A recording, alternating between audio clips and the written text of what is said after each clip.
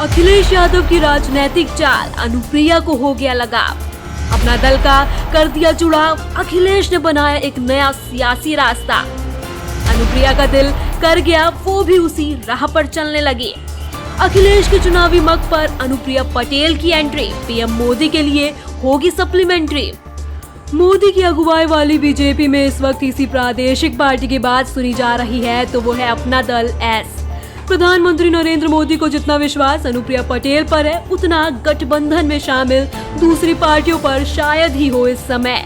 PM Modi ने अनुप्रिया पटेल को एक ऐसा कार्य सौंपा है जिसे मोदी अपने खास को ही देते हैं। एक तरह से देखा जाए, अनुप्रिया पटेल ने जिस रास्ते का चुनाव किया है वो सपा अध्यक्ष अखिलेश यादव के राजनीतिक दांव से मिलता जुलता नजर आ रहा है। ऐसा लग रहा है अपना दल की मुखिया अनुप्रिया पटेल को अखिलेश के सियासी दांव से लगाव हो गया है, जैसे उनकी बहन पल्लवी पटेल को हुआ है।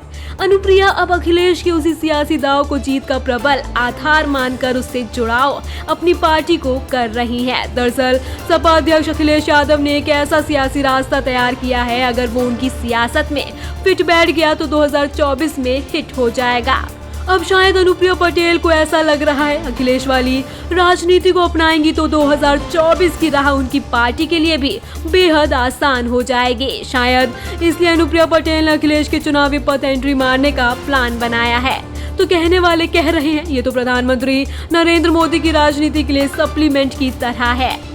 शायद मोदी शाह ने ही अनुप्रिया पटेल को अखिलेश की ओर से अपनाई जा रही सियासी राह पर चलने का मंत्र दिया हो। ये हम क्यों कह रहे हैं, चलिए इसे समझने का प्रयास करते हैं। दरअसल यूपी निकाय चुनाव को लेकर उत्तर प्रदेश में राजनीतिक सरगर्मियां बढ़ती जा रही हैं। इस बीच अनुसूचित जाति को साधने की कोशिश में सियासी पार्टियां जोर आजमाइश में लगी हुई हैं। जहां बीएसपी मुस्लिम एससी समीकरण बनाकर चुनावी मैदान में उतरने की तैयारी में है, तो वहीं मायावती के कोर वोट बैंक पर सपा प्रमुख अखिलेश यादव की भी नजर है। वहीं बीजेपी भी उसी वोट बैंक में सेंधमारी करने की कोशिश में है। बीएसपी दलितों और एससी को समझाने में लगी है कि बीजेपी को रोकने के लिए उनका साथ आना जरूरी है। इसके लिए बीएसपी प्रमुख मायावती ने कार्यकर्ताओं को खुद निर्देश दिए हैं। अब केंद्रीय मंत्री अनुप्रिया पटेल ने दावा किया है कि केंद्र की नरेंद्र मोदी सरकार दलितों, पिछड़ों और आदिवासियों के लिए लगातार काम कर रही है। निकाय चुनाव से पहले अनुप्रिया की बात अखिलेश यादव के सियासी दाव के काट के तौर पर देखी जा रही है।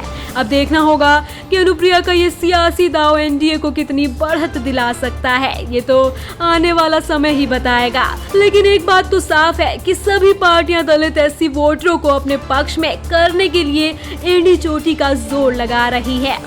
केंद्रीय मंत्री अनुप्रिया पटेल ने आज एक ट्वीट में कहा कि प्रधानमंत्री नरेंद्र मोदी के कुशल नेतृत्व में एनडीए सरकार दलित, पिछड़ों व आदिवासी समाज के सशक्तिकरण के लिए निरंतर कार्य कर रही है।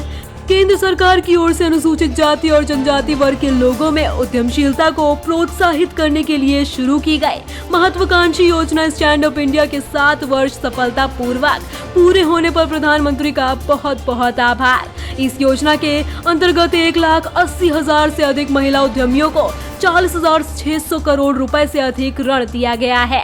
इधर बीजेपी गेस्ट हाउस कांड को लेकर सपा पर निशाना साध रही है। दलितों को ये बताने की तैयारी में है कि गेस्ट हाउस कांड के दौरान बीजेपी ने किस तरह मायावती को सपा कार्यकर्ताओं से छुड़ाकर उनकी जान बचाई थी। विधानसभा चुनाव 2022 के बेहद निराशाजनक प्रदर्शन के बाद अब मायावती की पार्टी इस बार निकाय चुनाव में अच्छा प्रदर्शन करने के लिए कोई कोर कसर नहीं छोड़ना चाहती। यही वजह है कि पार्टी अपने नीचे गए ग्राफ को फिर से ऊपर लाने की पूरी कोशिश कर रही है।